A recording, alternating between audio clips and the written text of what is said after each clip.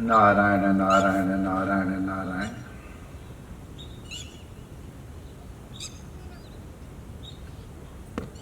भगवान को भाव अत्यंत प्रिय है।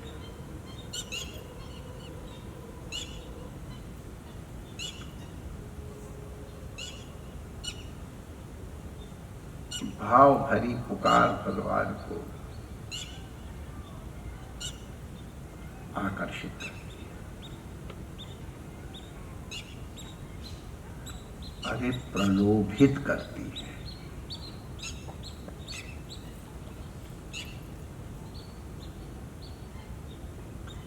जो नित्य तृप्त है उसमें बुभुक्षा जागृत करती है।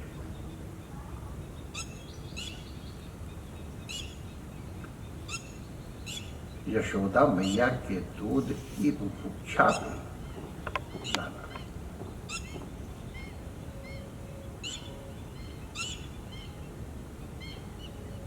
श्री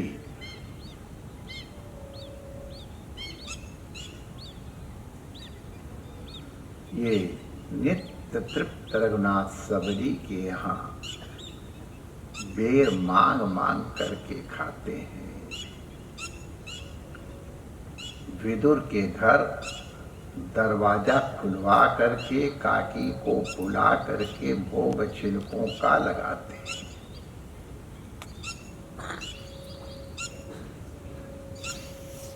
भगवान विधि के भूखे नहीं हैं, भगवान भाव के भूखे।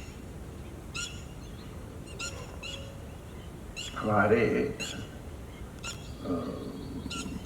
ब्रजवासियों का भाव तो अद्भुत है।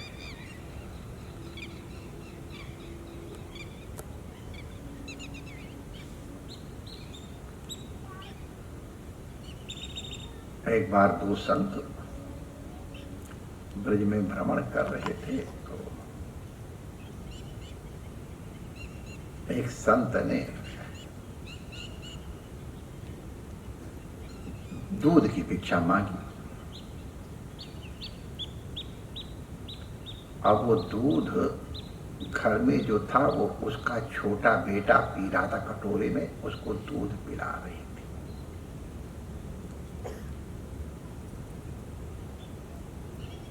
तो उस मैया ने अपने बच्चे के मुंह से दूध का कटोरा निकाल के उस संत की तरफ बढ़ा दिया। ब्रजवासी संत को दंडवत प्रणाम सब करते हैं, लेकिन कन्हैया के संबंध से वो संतों को अपना पारिवारिक ही समझते हैं और इसलिए छोटी मोटी भूल चूक भी संतों की माफ कर देते हैं और प्रेम करते हैं।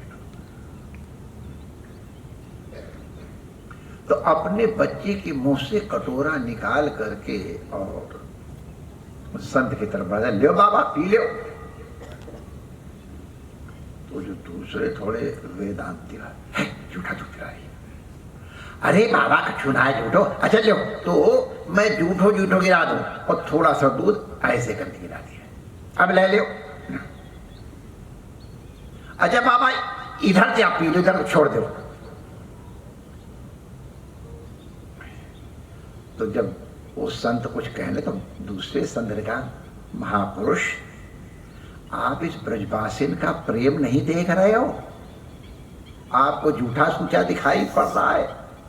अरे हमारे कई वैष्णव तो ब्रजवासियों का झूठा मांग करके लेते हैं,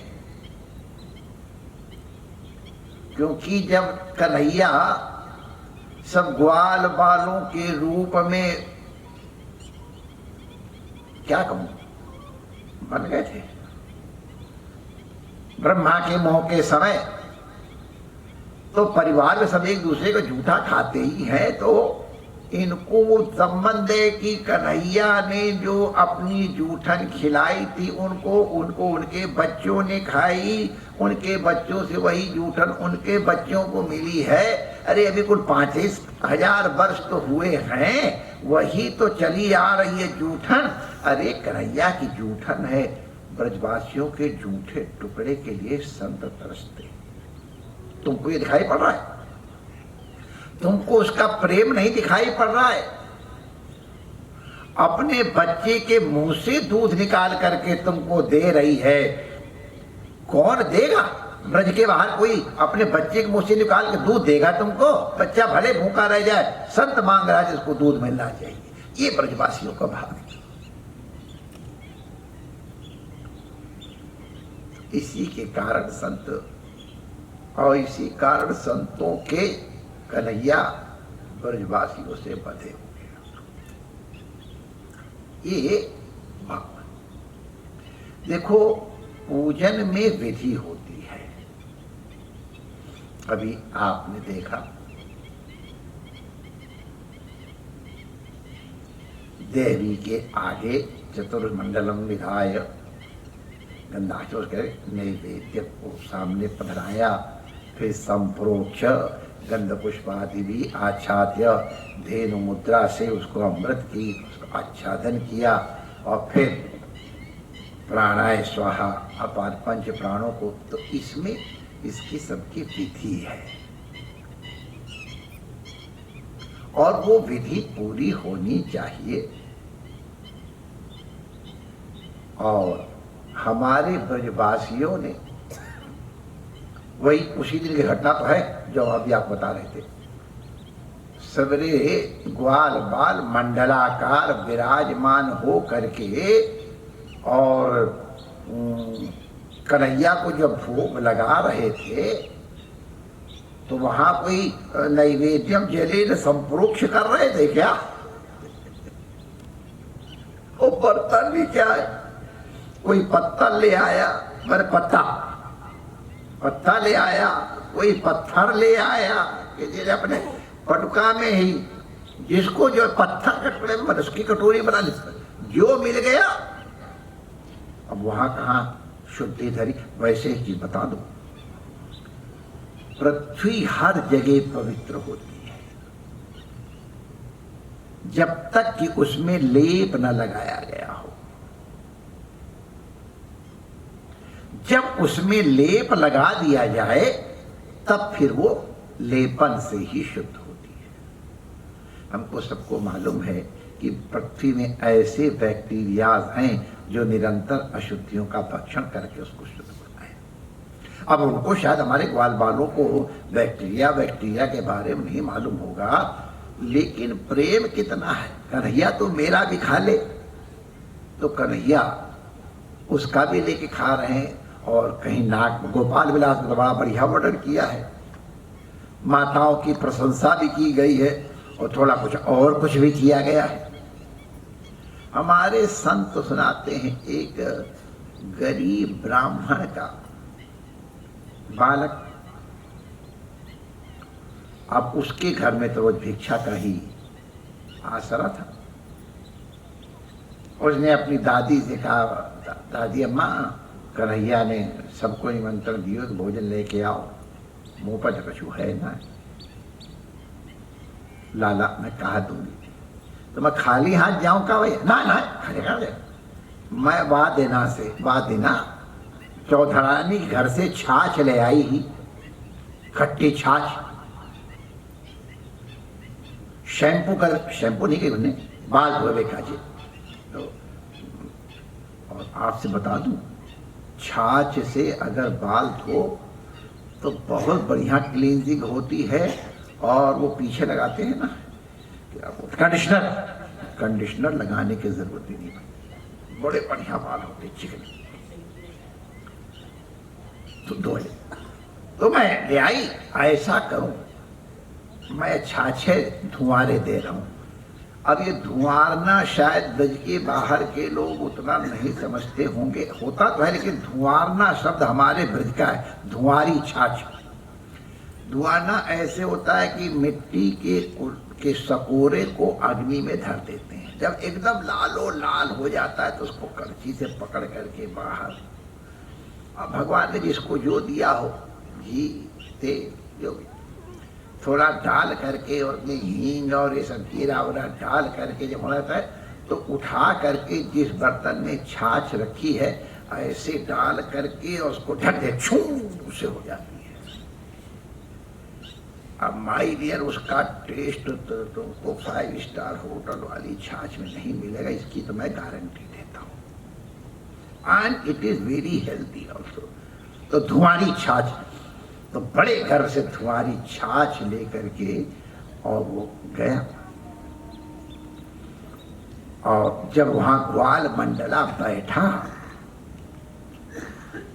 तो देखा कोई रबड़ी लाया है, कोई मालपुआ लाया है, अधौटा दूध की खीर लाया है, एकदम नगाड़े जैसी बढ़िया पूरी लाया है, खस्ता कचौड़ी लाया है, मोहन भोग उठाओ तो नीचे घुई चुए, हमारा चुचेवा मोहन भोग लायो है। एक से एक बढ़िया। तो बेचारा एक संकोच में पड़ गया, हे भगवान ऐसे बढ़िया बढ़िया माले लेके लोग आए हैं, अब माया कन्हैया खट्टी छाछ तू, अब मैं क्या करूं, अब मोते हटे ना कछू तो मैं क्या करूं, अब कन्हैया मैं कैसे दूं, अब कैसे दूं, तो वो तो बहुत शरीफ आदमी है कन्हैया, उसको तो छीनने झपटने में कोई संकोच तो आता नहीं।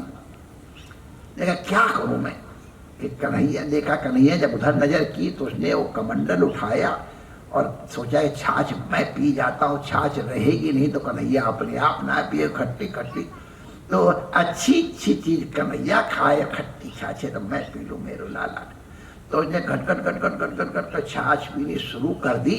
अब गट गट की आवाज आई तो कन्हैया ने देखा, अरे क्या कर रहे हो छोरा, अरे क्या कर रहे हो, क्या करो, जब तक क्या कर रहे हो क्या करो करके कन्हैया दौड़े जिससे कुछ बचाऊं कुछ अपने लिए, और तब तक तो सबरी की सबरी छाछ गट गट कर कर करके वाले कमंडल धर दिए।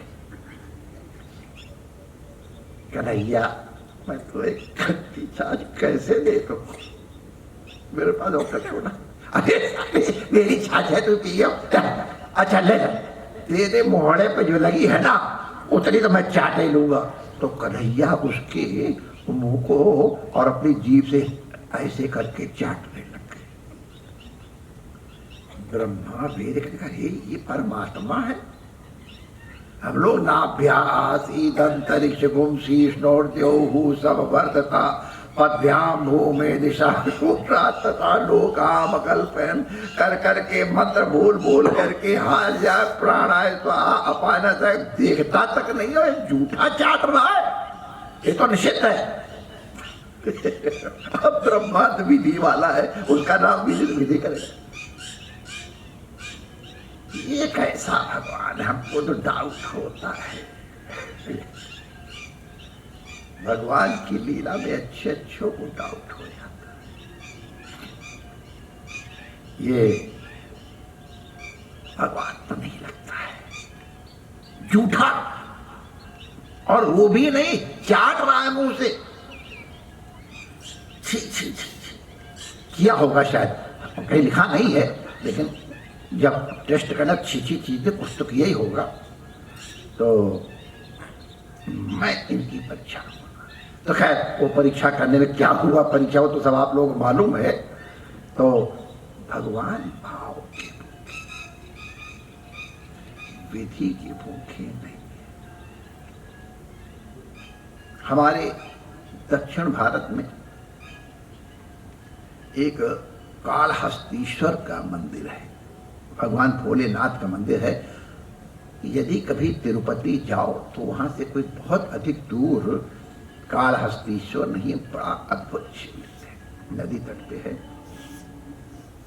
भगवान दक्षिण में कई नगर भगवान के मंदिर के नाम पर हैं, जैसे कालहस्ती भगवान के नाम पर है, और भी कई मंदिर भगवान के नाम पर ही, श्रीरंगम भगवान के नाम पर है। और जगह मंदिर शहर में होता, वहां शहर में मंदिर है सब।